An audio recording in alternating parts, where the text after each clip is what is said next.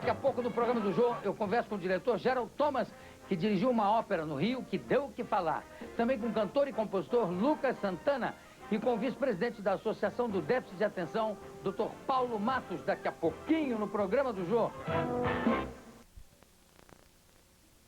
Bom, no programa de hoje nós vamos ver o diretor Gerald Thomas.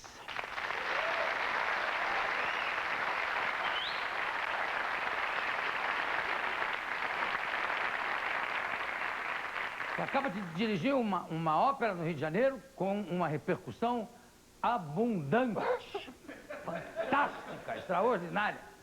Vamos ver também um cantor e compositor que vai lançar o seu novo CD aqui no programa, Lucas Santana.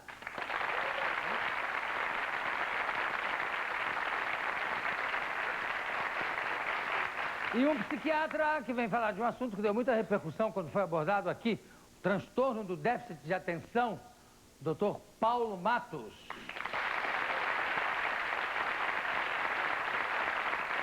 Tudo isso daqui a pouco, logo depois do intervalo. Olho nos comerciais que eu já volto. Beijo do gordo. Mua!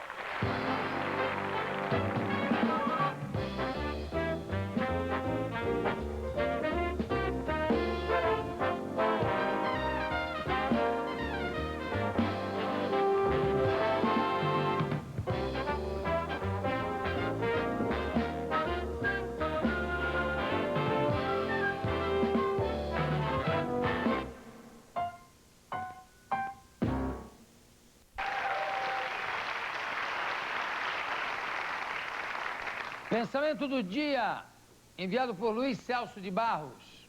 Jô, sabe como diferenciar o psiquiatra do seu paciente? O psiquiatra é aquele que tem a chave do consultório. Não sei se o Dr. Paulo Matos vai concordar com essa teoria ou com essa definição. De qualquer forma, ele é vice-presidente da Associação Brasileira do Déficit de Atenção e eu vou conversar com ele. Por favor, venha para cá.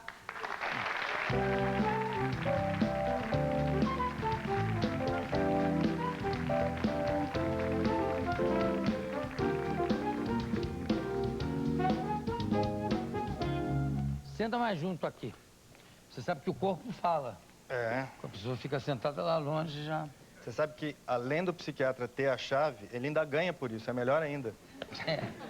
Aliás, tem um famoso filme mudo alemão ainda, O Gabinete do Dr. Caligari, né? Dr. Caligari, que era exatamente um louco que era o dono do hospício. Claro que isso é uma fábula, uma brincadeira, mas a pessoa quando escolhe o caminho da psicanálise ou da psiquiatria, quer dizer, porque a psiquiatria, você tem que se formar em medicina e escolher a psiquiatria como especialidade. É alguém que tem alguma tendência a querer resolver certos problemas? Normalmente, sim. E isso rapidamente vai aparecer nos primeiros anos. E se o sujeito realmente não tem inclinação para aquilo, não aguenta ouvir aquelas coisas, vivenciar aquele sofrimento, ele cai fora. É mesmo, não? É porque é difícil. Teve algum momento da sua vida profissional que você pensou em mudar de ramo, vamos dizer? Não, acho que não. Eu antes fazia clínica geral, fazia CTI, um dia eu falei, poxa, aqui todo mundo em coma, todo mundo dormindo. Eu gosto de falar com as pessoas, né? Conversar, saber da história, ouvir as coisas. E aí eu falei, não, tem que ser psiquiatra, não tem jeito. E aí? Bom, aqui nós tivemos aqui no programa a doutora Ana Beatriz Silva, não é? Falando enfim, do déficit de atenção como um traço de personalidade e acho que logo no dia seguinte ou logo depois, você ligou pedindo para explicar um pouco mais sobre o assunto e que não era exatamente um traço de personalidade. Fala um pouco sobre isso. É importante porque o transtorno do déficit de atenção, em primeiro lugar, não é uma coisa... Primeiro que não é um traço de personalidade, é uma doença realmente, é uma doença transmitida geneticamente. É muito comum você ter um menino hiperativo, inquieto, que não presta atenção. Você está examinando, conversando com os pais, você vê que o pai está balançando a perna, porque ele também é inquieto. E muitas vezes, quando você explica que tem uma transmissão genética, a mãe diz, pô, meu marido é igualzinho. É desse jeito mesmo. E não é uma coisa benigna. Uma das coisas que incomodou, não apenas a mim, mas a várias pessoas da associação e também a muitos profissionais. Nós tivemos recentemente um encontro de profissionais, 150 neurologistas e psiquiatras na Bahia, em que fizemos um evento sobre transtorno do déficit de atenção em criança e adulto. E havia um incômodo com relação a múltiplas coisas que têm saído na mídia, reportagem e tal, retratando o TDAH como uma coisa bacana. São pessoas dinâmicas. Mas ela aqui não retratou como uma coisa bacana nem benigna. Ela falou de alguns traços característicos que poderiam ser confundidos apenas com manias ou com traços de personalidade. Eu não estava me referindo especificamente ao livro dela. Estava me referindo a uma grande quantidade de coisas que têm saído ao mesmo tempo sobre o TDAH. Para você ter uma ideia, a incidência de divórcio entre pais de crianças com TDAH é de 3 a 5 vezes maior. Ou seja, a presença do TDAH causa um transtorno muito grande. Inclusive, ela apontou aqui, né? Agora, descreve um pouco, para a gente notar as diferenças, uma pessoa com TDAH. Uma pessoa com TDAH, o homem é diferente da mulher. O homem, em geral, o menino... Graças a Deus. O menino tem a forma mais inquieta, mais agitada, ele não para em sala de aula, ele atrapalha, a professora chama os pais, olha, tem que levar esse menino no médico, esse menino não para um minuto. Já as meninas, né, têm uma forma chamada predominantemente desatenta, em que elas ficam voando, o professor está falando, está pensando em outra coisa, está olhando aqui, depois olha a caneta, mas elas não são inquietas, então elas são subdiagnosticadas, porque elas não incomodam em sala de aula, elas ficam lá voando, têm um desempenho ruim, mas elas não atrapalham. Então, sempre se disse que era uma coisa mais de homens e mais de crianças. A gente sabe que não é uma coisa só de homens, mulheres também têm, e também não é uma coisa de criança. Eu trouxe alguns gráficos aí para vocês terem uma ideia do que é que acontece com quem tem TDAH. Além disso que eu mencionei, da incidência de divórcio ser de 3 a 5 vezes maior, essas pessoas, quando crescem, elas têm maior abuso e dependência de drogas. Trouxe uns dados aí para mostrar para vocês. Eles têm maior índice de desemprego, completam menos anos de escolaridade, têm maior incidência de acidentes. E os acidentes tendem a ser muito mais graves quando a pessoa tem TDAH. Vamos ver os gráficos aqui. Vamos ver alguns gráficos aí. Aqui... Passa um outro gráfico antes desse, se você tem aí. Qual é o outro? Tem um outro... Vamos ver se tem um azul e tem um branco. Isso, o azul. Qual é o azul? Vamos passar o azul. Isso. Olha só o que acontece. Esse gráfico aí, ele mostra o seguinte. Em vermelho são as pessoas que são portadoras do TDAH. Em verde são pessoas normais, que não têm o TDAH. Repara que enquanto você é jovem, a incidência, o que esse gráfico mostra ali, é a frequência com que você encontra abuso e dependência de drogas. Enquanto você é jovem, não faz diferença. Você vê que está ali pau a pau, né? Mas à medida que o garoto cresce, o adolescente vai virando adulto, olha o que acontece. Chega a ser o dobro, apenas por ter TDAH. É por isso que a gente fala que TDAH não é um jeito de ser, não é um tipo de personalidade. É uma doença e ela não é benigna, porque ela predispõe a um monte de outras coisas. Esse é apenas um exemplo. E eu queria agora voltar, então, àquele gráfico anterior. Vamos voltar. Olha só, então, será que a gente deve tratar? Porque a gente só trata a doença, ninguém vai tratar um jeito de ser, não é isso? Eu, pelo menos como psiquiatra, não vejo sentido nisso. A gente só trata se é uma doença e se aquilo traz problemas para a pessoa. Esse estudo foi publicado este ano, Jô, na revista de pediatria mais importante do mundo. Para publicar nessa revista, olha, tem que ser muito, muito, muito fera.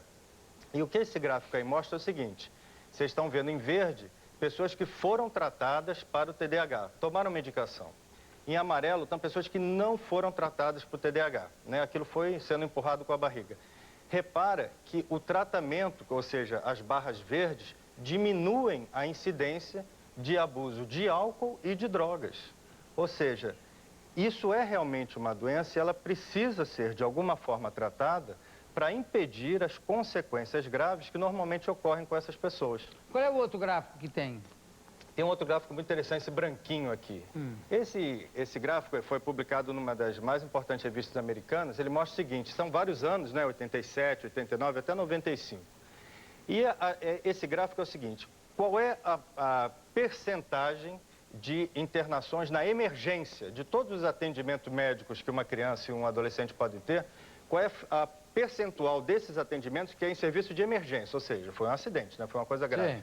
Então, repare que ano após ano, as barras vermelhas são os portadores de TDAH, eles têm maior frequência de atendimento em serviços de emergência hospitalar, porque eles sofrem mais acidentes, quando comparados a pessoas que não têm TDAH.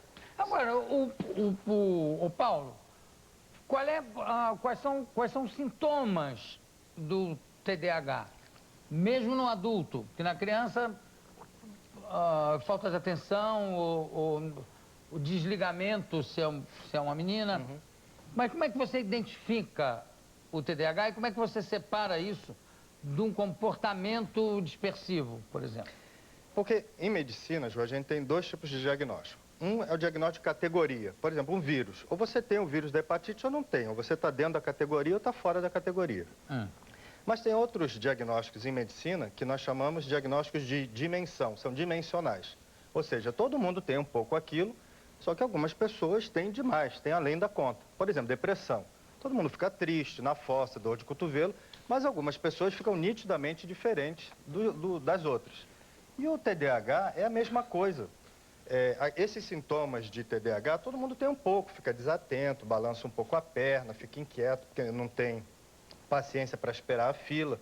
Só que algumas pessoas têm isso além da conta, desde pequenininho, e além disso, esses sintomas atrapalham muito a vida do indivíduo. Mas qual é o além da conta? Eu quero saber como é que se quantifica isso. Por exemplo, uma outra pergunta. A pessoa que tem TDAH tem necessariamente uma inteligência mais desenvolvida também? Absolutamente. O que acontece, isso é um ponto pacífico. Pode ser uma pessoa burríssima e ter... TDAH dá em qualquer pessoa, inteligente, burro, alto, baixo, gordo, magro, preto, branco, com dislexia, sem dislexia. Qualquer pessoa pode ter TDAH. Então, algumas pessoas são muito brilhantes, são inteligentes, apesar de terem TDAH. Mas o TDAH não traz nenhum benefício à pessoa. Mas nesse caso também não trouxe nenhum prejuízo? Ah, certamente que trouxe. É que o cara era tão bom, que mesmo tendo TDAH, chegou aonde chegou. Por exemplo, existe um prêmio Nobel de Física que é disléxico. Pô, dislexia só traz problema. O cara não consegue ler, tem que ler 4 vezes a mesma coisa para entender. Apesar disso, teve um sujeito... E a letra também é incompreensível? Troca as coisas. Teve um sujeito que era tão bom, que conseguiu ganhar o prêmio Nobel, apesar de ter esse problema. Então, o TDAH é igual. É possível que haja muitas pessoas que são inteligentes, brilhantes, e apesar disso tem o TDAH. Mas o que é importante, principalmente para a nossa associação, é que o TDAH não traz vantagem nenhuma a quem é portador, só traz desvantagem. Bom, isso parece óbvio, claro. Mas eu queria que você exemplificasse um pouco mais claramente. Então, como eu estou falando, já perguntei algumas vezes, os sintomas do TDAH? É uma tríade, né, de grupos são 3 grupos de sintomas. Desatenção, hiperatividade e impulsividade. Desatenção no geral, não é que presta mais atenção. Não, no geral. Aprende com mais rapidez uma coisa, aí já passa para outra, já não sei o quê, O garoto está sentado ali e diz assim, não, eu tenho que prestar atenção, porque isso vai cair na prova, e daqui a pouco ele está olhando o cinto do amigo, a caneca, e peraí, deixa eu voltar. Ele volta, aí voa de novo, e em casa, a mãe, às vezes, não, vai sentar e só vai levantar quando estiver lido tudo. O menino está lendo, ele está distraindo, está pensando em outra coisa. Então, ele não consegue aproveitar aqueles momentos de leitura. Tudo bem, mas o que diferencia esse menino da pessoa que começa a ler, que é uma coisa que deve ter acontecido com você e com todo mundo, começa a ler e, de repente, uma palavra faz com que ele tenha uma associação de ideias com outra coisa e ele continua lendo 3, 4, 5 páginas, mas já está pensando numa coisa inteiramente diferente por causa dessa associação de ideias que ele fez devido a uma palavra no livro. Isso acontece com todo mundo? Todo mundo. Então, como é que você sabe quando isso acontece com alguém que tem TDAH, que foi por causa do TDAH? Porque o sujeito tem isso o tempo todo. E isso atrapalha a vida dele. Uma coisa é você, por exemplo, todo mundo já leu Cansado. Quando você está lendo Cansado, está lendo e não está entrando nada. O TDAH é assim o tempo inteiro, mesmo quando ele não está cansado. Então, essa dificuldade que todo mundo tem de vez em quando, e é normal, né? Todo mundo tem um pouco, o Não, portador... de tergiversar, de começar a ler e aí parte para outro... Mas pra eventual, outro assunto. depois você resgata, aquilo volta, né? Para o TDAH, ele não volta mais, ele volta um pouquinho e já não sabe nem o que mais que ele está valendo, tem que voltar a página para trás. Então, essa desatenção, ao contrário das pessoas comuns, que tem um pouquinho disso, isso não atrapalha nada, isso não é uma doença e nem tem que ser tratado. Quem é portador é aquilo que eu falei do diagnóstico dimensional. Ele tem isso, que é muito parecido com o que os outros têm, mas ele tem muito, ele tem o tempo todo e está atrapalhando muito. É a mesma coisa do diabetes. Todo mundo tem que ter açúcar no sangue, né? É normal, todo mundo tem açúcar no sangue. Mas algumas pessoas têm além da conta. Isso é genético e é uma coisa muito grave e tem que ser tratado. Ou tem menor produção de insulina, né? No caso, por exemplo, da propensão artística, a pessoa que tem TDAH tem uma maior propensão a atividades artísticas? Não. Não tem nada a ver. A pessoa com TDAH, ela pode se enveredar por certas profissões porque ela é incapaz de tolerar uma atividade, por exemplo, como contabilidade, que exige atenção, dedicação, ficar sentado, ser caixa de banco, por exemplo, é impossível. Então, ele pode ir se direcionando para algumas áreas onde a desatenção dele e a hiperatividade dele não vão atrapalhar tanto. Isso é normal, todos nós vamos... Nós perdemos grandes caixas de banco e grandes contadores por causa do TDAH, que se transformaram em músicos, em artistas, em publicitários. Pintores, em publicitários, por falta como é que se diz, de concentração no que estão fazendo. E isso que você está falando é muito importante, porque se você veicula que o TDAH é uma coisa que... não, tem pessoas inteligentes, produtivas, bacanas com TDAH, o que aconteceu, como foi efetivamente que aconteceu na associação? O pai chega e diz assim, tá vendo? Cheio de gente inteligente, bacana, com esse problema, é só você que me causa isso. Entendeu? Porque usar o exemplo de pessoas bem-sucedidas, pessoas que nós admiramos, como portadoras do TDAH, é ruim. Porque o pai, quando chega em casa, diz assim, ué, mas então por que você não é como fulano, ciclano e beltrano? Só você que me dá isso? Como é que se trata o TDAH? Isso é uma coisa muito interessante, porque os pais, ninguém gosta de tomar, quer dizer, fora hipocondríaco, né? Ninguém gosta de tomar remédio e certamente nenhum pai teria, sim, um prazer especial em dar remédio para o seu filho. Mas é engraçado porque isso se a gente parar para pensar, Jô, isso é preconceito. Porque nenhum pai deixa de dar remédio para asma para o seu filho, não é verdade? Mas o TDAH, que dá muito mais problema e é muito mais grave, as pessoas não querem dar o remédio. Como eu mostrei no gráfico. Não tem a ver com o fato de ser uma descoberta recente e de se ter pouca avaliação dos efeitos colaterais desses remédios? O remédio que nós mais utilizamos para tratar essa doença é o metilfenidato, né, que comercialmente é vendido com o nome de Ritalina, nos Estados Unidos e no Brasil também. Esse remédio, ele existe desde a década de 60. E como houve muita pressão das sociedades civis, a nossa associação é uma associação sem fins lucrativos, e ela congrega portadores da doença, familiares de portadores e também profissionais que estudam a doença e tratam a doença. Essas associações e associações de consumidores nos Estados Unidos começaram a pressionar a associação médica. Olha, mas que história é essa? Tem mesmo essa doença? Isso não é enganação da indústria farmacêutica para vender remédio? E a Associação Americana teve que se pronunciar oficialmente na mídia americana dizendo que não, que os dados que existem sobre o TDAH como doença, eles são muito convincentes e até acrescentou. E são mais convincentes até que a maioria das doenças em medicina. Certo. Isso está publicado, foi publicado em 1998. Não, mas os efeitos colaterais, não tem efeito colateral? Olha, raramente tem, raramente.